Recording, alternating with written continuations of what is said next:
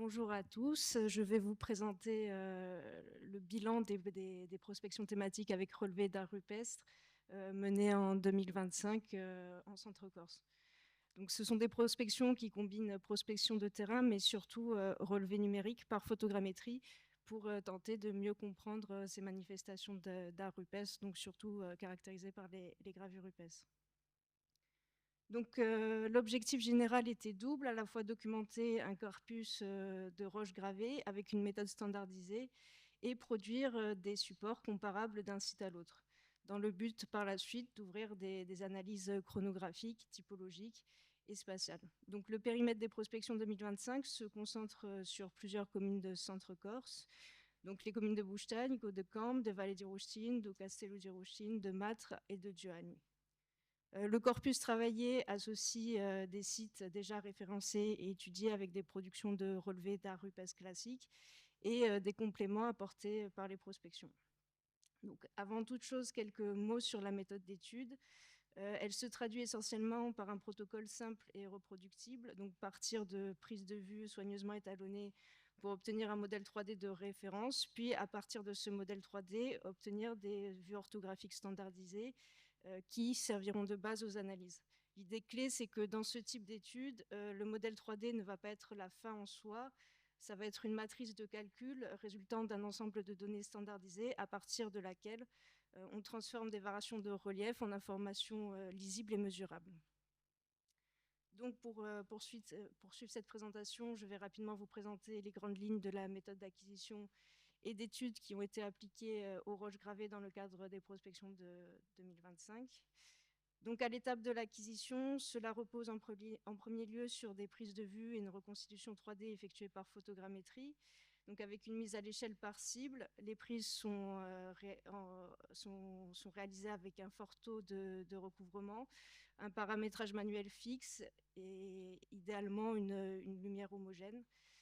Les distances sont ensuite mesurées sur les repères posés sur la roche et permettent d'établir l'échelle de la reconstitution.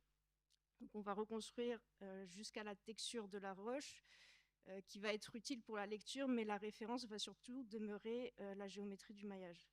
Le but premier, ça va être d'obtenir un maillage propre et des vues orthographiques à l'échelle qui pourront par la suite servir de socle au reste de l'étude.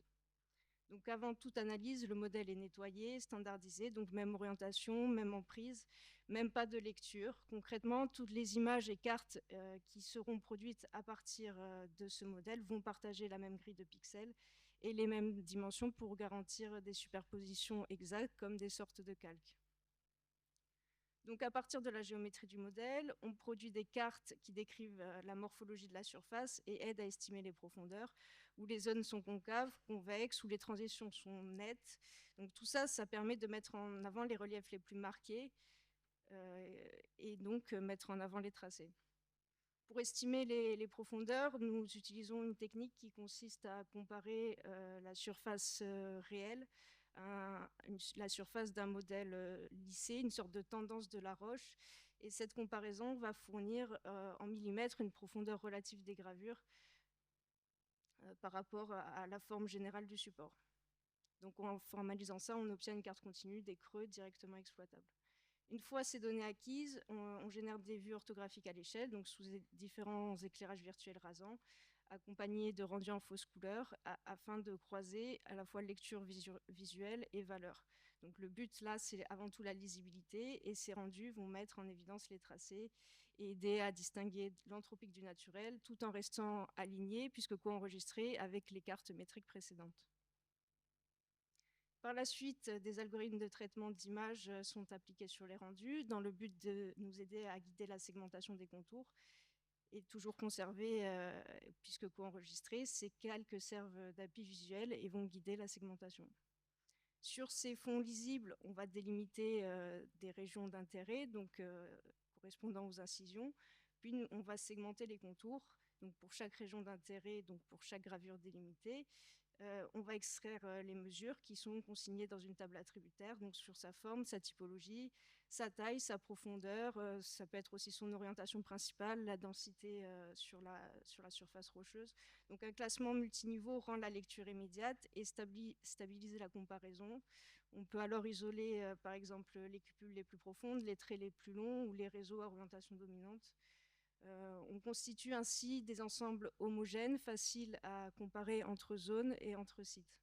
Et parce qu'elles sont à l'échelle et co-enregistrées, du coup, ces régions d'intérêt peuvent être superposées à tout document pertinent de même échelle, donc des orthophotos, des anciens relevés ou des plans recalés. Donc, une fois une gravure identifiée comme une région d'intérêt, elle peut être isolée du fond et exportée de manière indépendante, donc sous forme d'images à l'échelle, de vecteurs, de sous-ensembles du modèle. Et l'entité va conserver ses métadonnées, donc son orientation, ses mesures, sa provenance, et reste comparable avec le référentiel global. Pour garantir la standardisation et la reproductibilité, nous avons également mis en place un environnement de travail dédié dans le logiciel Blender, donc fondé sur des add-ons que nous avons développés. Elles permettent de définir rapidement les matériaux, de générer automatiquement les éclairages standardisés et de lancer des rendus orthophotographiques à même échelle et même résolution, avec la possibilité d'ajouter des éléments utiles à la lisibilité comme des barres d'échelle ou un carroyage. Donc l'objectif ici est double, à la fois standardiser les sorties pour la comparaison intersites et réduire le temps opérateur tout en assurant la traçabilité des paramètres. Donc pour confronter nos résultats au relevé papier, on peut ainsi procéder facilement à une mise en correspondance. Concrètement, là, nous avons utilisé le même carroyage que les relevés de Michel Claude Weiss, reproduits sur le modèle 3D directement via Blender. Ça peut aussi se faire par superposition de calques sur des orthophotos. Donc cette étape ça nous permet dès cette étape à la fois de vérifier la cohérence de notre méthode et de discuter et de documenter les éventuels écarts comme des tracés manquants, des traits surinterprétés ou de simples décalages locaux. En parallèle, nous avons développé des outils qui visent à standardiser la lecture de ces gravures à partir donc des régions d'intérêt préalablement déterminées. Donc comme nous l'avons vu, une région d'intérêt, une fois définie, peut être superposée aux données raster dérivées du modèle 3D et fournir des indices sur la morphologie et des indices métriques, donc notamment les formes et les profondeurs, qui sont associés à une table de mesure. L'enjeu, c'est donc de s'appuyer sur ces données pour passer d'une approche principalement descriptive à une analyse métrique et statistique reproductible et comparable entre sites. Donc, par ailleurs, vous voyez, ces outils qui sont fondés sur la visualisation standardisée des régions d'intérêt facilitent la confrontation avec les relevés classiques, puisqu'ils se ressemblent dans leur forme.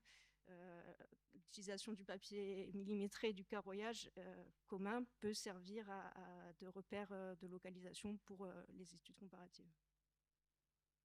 Donc pour en revenir à l'organisation des premières prospections effectuées sur l'année 2025, ces opérations de terrain n'ont pas été décidées au hasard. Dans un premier temps, nous nous sommes volontairement appuyés sur la zone géographique la plus dense en termes de recensement de roches gravées, donc le centre Corse, et de types de représentation.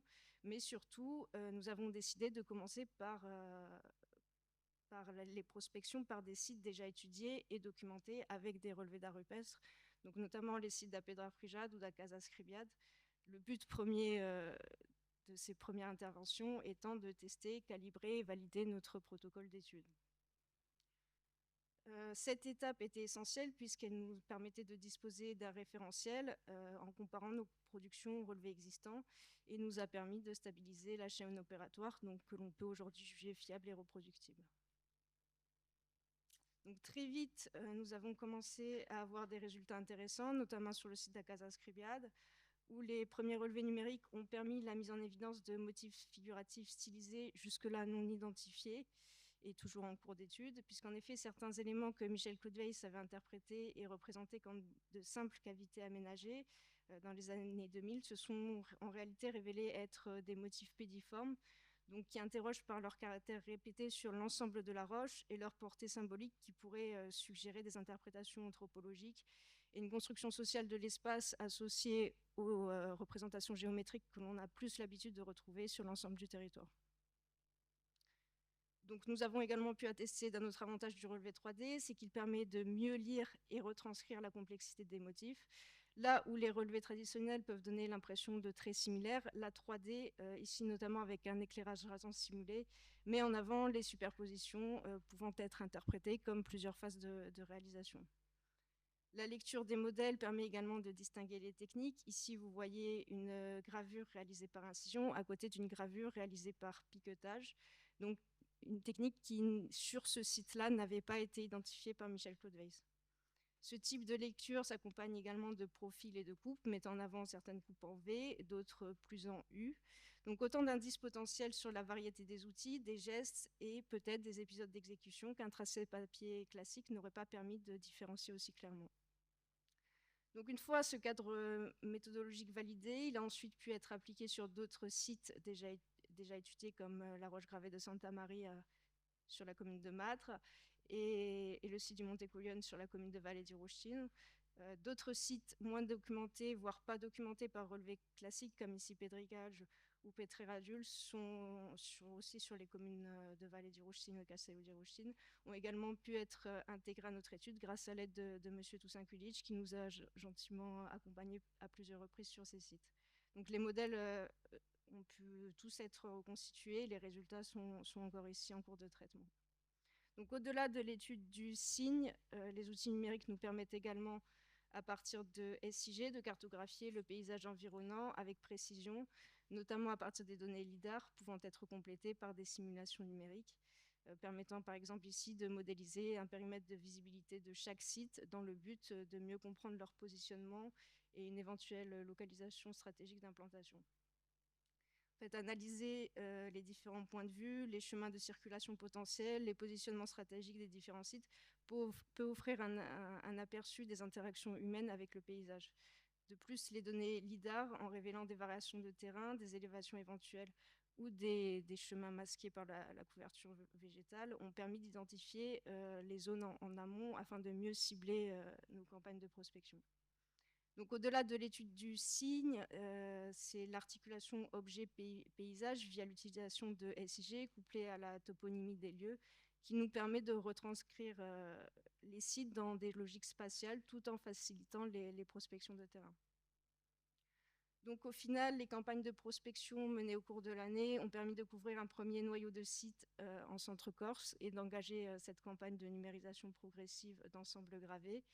Les acquisitions et prospections ont été conduites selon un protocole cadré par des fiches de site afin d'assurer au mieux les comparaisons intersites qui suivront. Donc, malgré des prospections retardées pour des causes matérielles, une dizaine de sites ont été acquis et 2 sites sont encore en cours d'acquisition. Pour l'instant, seul le site de Montepiano, étudié par Magdeleine, sur la commune de Duane, n'a pas encore pu clairement être relocalisé. On pense avoir localisé la zone. On a également trouvé une autre pierre gravée à proximité qui ne semble pas correspondre à celle recherchée au départ, mais qui viendra par la suite alimenter le corpus. Donc pour chaque site couvert, les fiches de site et couches SIG ont été enrichies et co-enregistrées aux données LIDAR des zones prospectées. Et lorsque les acquisitions 3D ont été possibles, les orthophotos et rendus provisoires ont été produits selon les gabarits normalisés que je viens de vous présenter. Et un statut site par site a été documenté dans des fiches de numérisation associées. Puisque je souhaite quand même souligner l'importance de ces fiches de numérisation, ainsi que quelques limites qui va structurer notre travail. D'abord, l'acquisition, notamment par photogrammétrie, n'est pas absolue, puisque la fiabilité d'un modèle va dépendre de nombreux paramètres, des alignements imparfaits, une couverture photographique incomplète, des conditions lumineuses variables ou une géométrie de terrain complexe peut conduire à une représentation partielle ou biaisée de certains détails. Certaines gravures pouvant être plus superficielles peuvent également parfois être occultées. C'est pour ça que chaque acquisition doit toujours être accompagnée de vérifications sur le terrain après traitement, ainsi que de la traçabilité des paramètres et de l'énonciation claire des taux d'erreur et des niveaux de confiance. D'où l'importance, je pense, d'établir des fiches de numérisation qui seront associées à la documentation. Donc la numérisation va enrichir les données qu'on a sur les sites, mais la 3D ne sera jamais une vérité automatique et les cartes de profondeur et rendues en fausse couleur que je vous ai présentées vont aider à voir, mais ils ne vont pas décider pleinement du résultat. Puisque leurs résultats restent sensibles aux paramètres, ils doivent systématiquement être recontextualisés par le contrôle archéologique. Concernant les poursuites envisagées pour l'année 2026, la demande de prospection déposée auprès de la DRAC vise à compléter donc les sites en cours d'intégration et à étendre les prospections au secteur planifié donc, de la Balagne et du Cap Corse, tout en finalisant les acquisitions manquantes sur cette année. L'objectif sera ensuite de produire des relevés normalisés de tous ces sites et de basculer par la suite vers des analyses comparatives intersites dans le but d'essayer de mieux comprendre ces manifestations d'art rupestre. Pour conclure, je souhaiterais quand même souligner que l'opération s'inscrit dans un contexte patrimonial assez fragile, puisqu'il me semble nécessaire de rappeler qu'aucune protection des roches gravées n'a jusqu'à présent été réalisée et qu'on a pu le constater, il est effectif que l'ensemble des sites subissent des dégradations d'ordre biologique, mais aussi anthropique, donc allant du simple graffiti jusqu'au martelage et débitage de la roche, pouvant entraîner factuellement la perte irrémédiable de données pouvant être significative. Donc, ce qui renforce à minima, ce qui renforce l'urgence d'une documentation standardisée et qui, à mon sens, renforce l'importance de procéder à minima aux sauvegardes de la donnée qui peut par la suite ouvrir la voie à d'autres études, d'autres perspectives d'études futures et d'éventuels projets de protection ou de valorisation. Voilà, je vous remercie.